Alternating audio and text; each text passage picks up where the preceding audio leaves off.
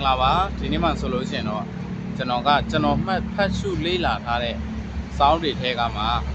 ကျွန်တော်သိသလောက်ကိုမျှော်ပေးခြင်းပါတယ်အဲ့ဒါကတော့ဘာလဲဆိုလို့ရှိရင်စီးပွားရေးကိုအခြေခံကြနဲ့စပြီးတော့လှုပ်ချင်တဲ့သူတွေပြီးလို့ရှိရင်ဘယ်ကနေဘယ်လိုစလုပ်ရမှန်းမသိတဲ့သူတွေပြီးလို့ရှိရင်ပေါ့နော်ကျွန်တော်တို့စတော့လှုပ်ချင်ပါရဲ့ဘာတွေစလုပ်သွားမလဲဆိုတာမသိတဲ့သူတွေအတွက်ဒီနေ့ကျွန်တော်မျှော်ပေးခြင်းပါတယ်โอเคပထမတစ်ချက်အနေနဲ့ကတော့ကျွန်တော်တို့ဝင်ငွေရဲ့20%ပဲဖြစ်ဖြစ်30%ပဲဖြစ်ဖြစ်အဲ့ဒီအတိုင်းကိုလတိုင်းပုံမှန်ကျွန်တော်တို့စုသွားရမှာဖြစ်တယ်နောက်ထပ်ကျွန်တော်တို့ဒုတိယနံပါတ်2ချက်ကတော့ကျွန်တော်တို့အဲ့ဒီလတိုင်းစုထားတဲ့ဝင်ငွေကိုမဖြစ်မနေကျွန်တော်တို့ပမာဏတစ်ခုအထိကိုကျွန်တော်ရောက်လာပြီဆိုလို့ရှိရင်မဖြစ်မနေကျွန်တော်တို့ investment တစ်ခုကို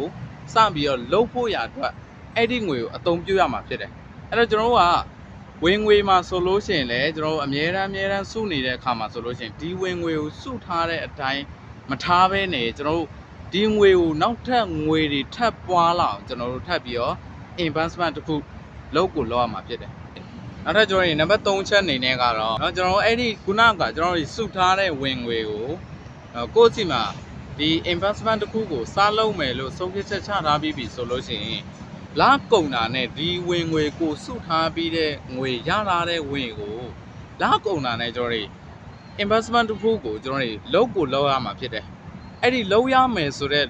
လုပ်မယ်ဆိုတော့ဆုံးဖြတ်ချက်เนาะတန်မဏိဆုံးဖြတ်ချက်အဲ့လိုမျိုးတော့ကျွန်တော်တို့ဆုံးဖြတ်ချက်လုံးဝကိုခိုင်မာရှာမှတ်ပြီးတော့မှ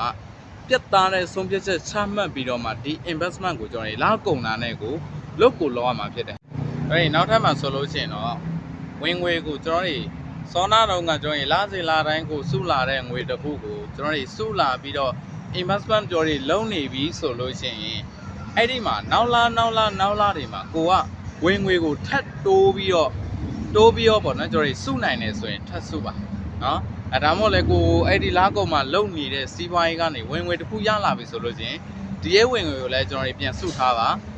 ပြီးတော့ဒီအပေါ်ဝင်ငွေပေါ့နော်ငွေကိုကျွန်တော်တို့ထပ်ပြီးတော့တိုးပြီးတော့စုနိုင်လေပိုကောင်းပါတယ်နော်အဲ့လိုမျိုးကိုကစုလာနိုင်ပြီးငွေလည်းများရှိလာပြီဆိုလို့ရှိရင်တော့ပိုကောင်းတဲ့ investment တွေ stock share တို့เนาะဒီလို forex trading တို့เนาะဒီလိုအရာတွေကိုကျွန်တော်တို့စပြီးတော့လုပ်လို့ရတယ်လေ့လာလို့ရတယ်ဒါမှမဟုတ်လည်းအခြားသောစီးပွားရေးတွေကျွန်တော်တို့စပြီးတော့လေ့လာလို့ရတယ်လုပ်လို့ရနေတာဖြစ်တယ်โอเคနောက်ဆုံးအချက်အနေနဲ့ကတော့ကျွန်တော်တို့ကိုကအဲ့ဒီစီးပွားရေးတွေ investment တွေဒါလေးကိုကျွန်တော်တို့လုပ်နေပြီဆိုလို့ရှိရင်မဖြစ်မနေကျွန်တော်တို့မှာပညာရပ်တစ်ခုဆိုတာလိုအပ်လာပါပြီအဲ့တော့ကျွန်တော်တို့ပညာရပ်တစ်ခုကိုလိုအပ်ရင်လိုအပ်တယ်လို့မျိုးကျွန်တော်တို့သွားပြီးတော့မှသင်ယူလေ့လာမှုတွေအများအားလုပ်သွားမှာဖြစ်တယ်ကျွန်တော်မှာသင်ယူလေ့လာမှုတွေကျွန်တော်တို့ရပ်တန့်သွားပြီဆိုလို့ရှိရင်ကိုယ့်ရဲ့စီးပွားရေးကိုယ့်ရဲ့ investment ကိုလည်းအရှိကိုကျွန်တော်တို့ဆက်သွားဖို့ရအတွက်ကိုယ့်မှာ idea မရှိဘူးအတွေးခေါ်မရှိတော့တာဖြစ်တဲ့အတွက်ကြောင့်ဒီရဲ့စီးပွားရေးကိုဘယ်လိုမှကျွန်တော်တို့ဆက်ပြီးတော့ run နိုင်မှာမဟုတ်ဘူးအဲ့တော့ကျွန်တော်တို့လိုအပ်မဲ့ပညာရပ်တွေလိုအပ်တဲ့ပညာရပ်တွေကိုအမြဲတမ်းကျွန်တော်တို့သင်ယူလေ့လာမှုတွေကိုလိုအပ်တယ်လို့ကျွန်တော်တို့သင်ယူလေ့လာသွားမှာဖြစ်တယ်โอเคအဲ့တော့ကျွန်တော်ဒီနေ့မှာဆိုလို့ရှိရင်ဒီအချက်5ချက်ကိုကျွန်တော်မိတ်ဆွေတို့အတွက်မျှဝေပေးခြင်းပါတယ်အဲ့တော့ဒီအချက်5ချက်ကိုလည်းအားလုံးလည်းနားလည်သဘောပေါက်ကြလိမ့်မယ်လို့ယုံကြည်ပါတယ်အားလုံးပဲဒီနေ့ဗီဒီယိုလေးကတော့ဒီလောက်ပါပဲအားလုံးပဲ